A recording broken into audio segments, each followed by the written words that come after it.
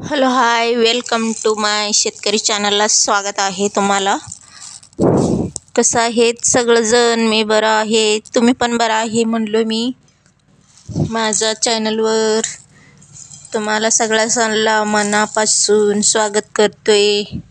या मग आज काय सांगणार आहे हे बघा. मी आज या दिवशी काय काय काम करणार आहे ते सगळं या व्हिडिओमध्ये तुम्हाला काय काय करणार आहे ते त्याच्याबद्दल जरा माहिती देणार आहे बघा.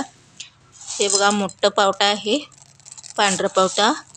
हे पण भाजून घेतले मी तव्यात. आता सगळं चुलीवर भाजून घेतले आणि भाजून घेऊन ह्याचं मी आता डाळ फोडतो. डाळ फोडताना पण तुम्हाला व्हिडिओ करतो तवा एकदा. आता मला द्राक्षीत कामाला जायचं आहे अजून. आता फोडायला मला टाईम नाही म्हणून आता फोडत नाही. तवा फोडतो, कवा फोडतो तवा तुम्हाला ह्या फोडताना पण व्हिडिओ करून दाखवतो कसं डाळ पडते ते. म्हणून हे बारका पावटा आहे, बारका पावटाचं पण डाळ फोडून घेणार आहे. तर उन्हाळा आहे म्हणताना सगळंच डाळ करून ठेवायचं, सगळ्यांचं डाळ फोडताना. आणि एकदा तुम्हाला व्हिडिओ करून कसं फोडायचं, कसं डाळ पडते ते म्हणून व्हिडिओ करून तुम्हाला सांगतो मी.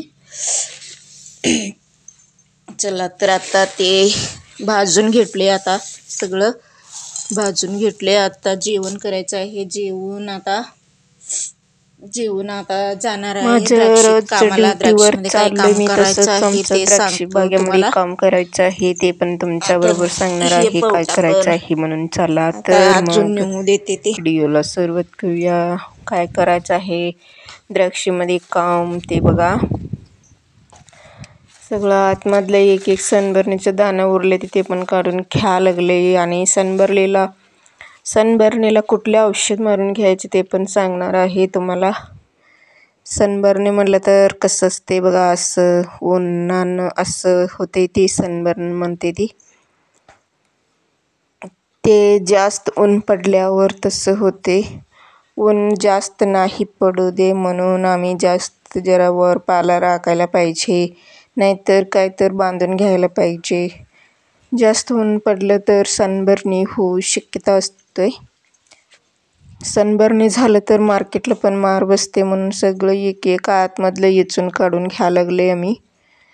आणि योग्य प्रमाणामध्ये असलं एक एक उरले ते सगळं काढून घ्या लागले आम्ही. कचरा आतमधलं योग्य प्रमाणामध्ये औषध पण कुठलं काय मारून घ्यायचं ते पण आवश्यक आहे. ते पण आवश्यक आहे म्हणून सगळं तुमच्यासमोर मी सांगणार आहे बघा. आता चला तर मग हे बघा, ग्रीन मिरॅकल म्हणून औषध आहे. ते आम्हाला लई रिझल्ट दिले. तुम्ही पण हे वापरून बघा आणि मला कमेंटमध्ये तुम्हाला कसं हे रिझल्ट देते म्हणून कमेंट करून मला कमेंटमध्ये सांगा.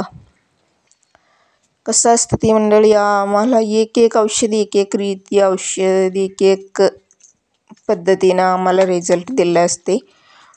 ते आम्हाला कसं रिझल्ट दिलं असते, कुठलं औषध, ते तुमच्याबरोबर मी शेअर करायला इच्छितो, शेअर करतो. आणि तुम्हाला अनुभव असलेला आम्हाला पण कमेंटमध्ये सांगा कुठलं औषध आहे म्हणून. मला माहीत असलेलं, माझा अनुभवत असलेलं मी तुम्हाला सांगतो सगळं, कुठलं औषध मारून घ्यायचं काय आहे. आणि एक एक औषध कसं असते आम्हाला ते सगळं माहीत असतं कुठलं औषध काय म्हणून. तरी पण कुठलं औषध योग्य प्रमाणामध्ये कवा मारलं तर रिझल्ट देते हे महत्त्वाचं असते ना.